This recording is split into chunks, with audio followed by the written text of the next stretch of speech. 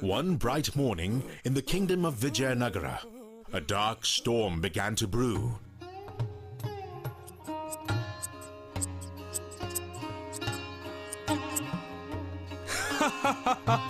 Oh, Tenali.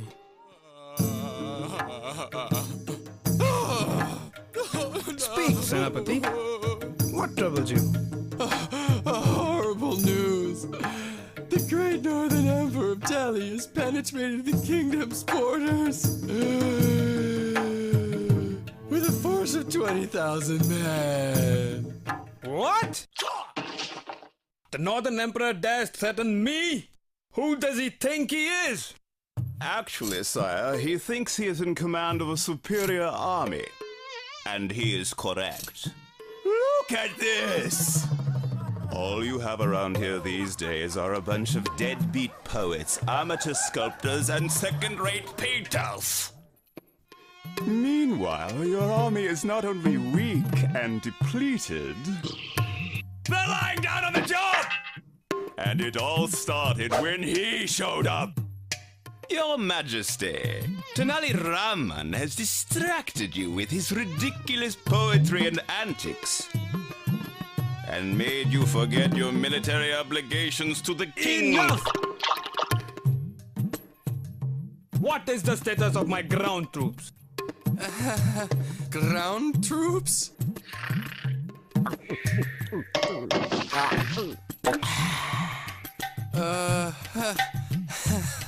My battle elephants? Olifants? No! No!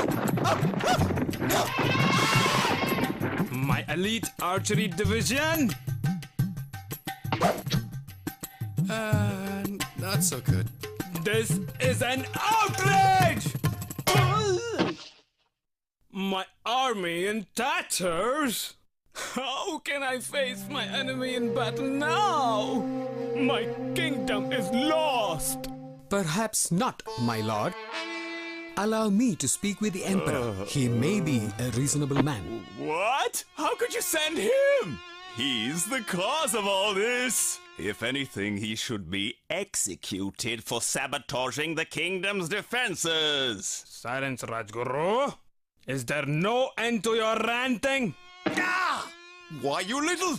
Never mind them. Radguruji, I was only trying to help. Stop it, I'll get you. Go, poet. Save my kingdom.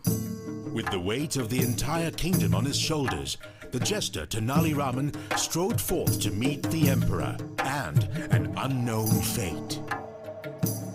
Who goes there? Only a humble messenger from the great king of Vijayanagara, Krishnadevaraya. He hopes to negotiate a truce with you, O great emperor of the north. A truce, eh? Sounds like fun. Your Majesty, what are you doing? Why negotiate? I am merely having a little fun before the inevitable battle. I'll make a demand the king can never fulfill, and then we will strike. Lowly messenger, it is my duty to agree to a compromise if your great king desires one. But it must be on my terms. Do you know the great epic, the Mahabharata? Yes, lord. It is a very long epic with 18 parvas and several thousands of poems. Excellent, messenger. Perhaps you are not as stupid as you look. Well then, you must write a new Mahabharata, making me the hero of the epic. It must be completed within a week's time and be dedicated to me and my royal greatness. If you succeed, I shall sign a peace agreement. But if you fail, my army will charge into your kingdom and burn it to the ground. Now, worm, crawl back to your master and explain my terms.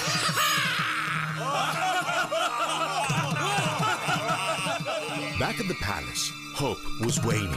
The task seemed impossible. Meanwhile, the Rajguru had other plans. All right, men! Stand at attention!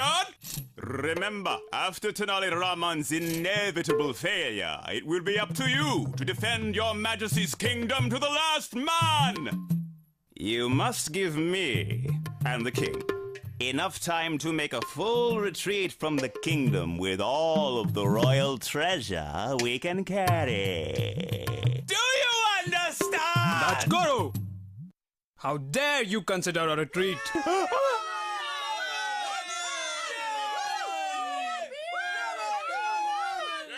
Raman! At last! You better have good news for me, Raman.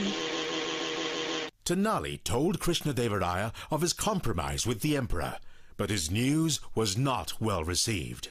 Raman, you imbecile! Not only is this task impossible, but the very idea is humiliating. You have failed me, Tenali Raman, in our most desperate hour. Now all is lost. Prepare to abandon the kingdom! Collect the royal treasures! Where are my traveling rolls? Hurry up now!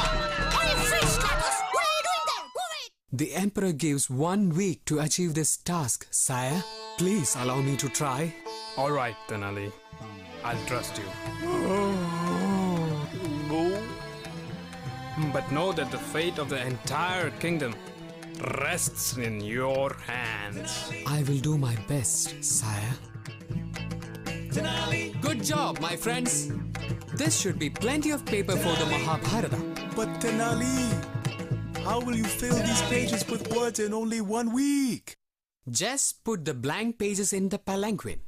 You will see. Beyond the river, the northern king has made himself at home, his arrogance permeating the very soil of this ancient land. Your Majesty! Your Majesty! Your Majesty! The messenger returns with the palanquin! Surely not the Mahabharata.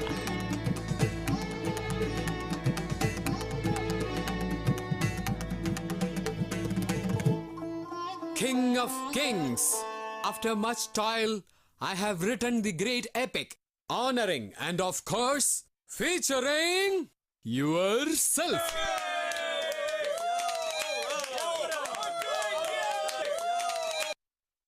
Now then, messenger, I grow curious. Read me the first chapter of this Mahabharata.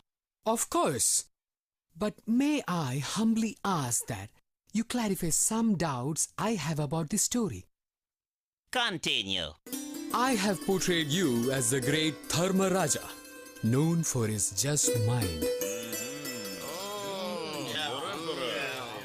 I have described Her Highness, your wife, as Draupadi. But Draupadi has 5 husbands in the epic. Oh yeah, 5 husbands. So, unable to decide who the other 4 husbands should be, I left some gaps in the book. Perhaps you could... 5 husbands? My wife has... Yes, 5 husbands. Now, if you could decide, I could finish the book in no time. What say you, O King?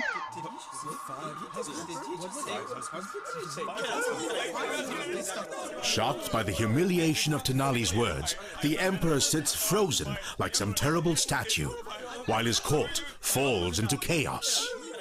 Silence! Do you not see my hand? I demand silence! I want this epic burn! Burn, do you hear?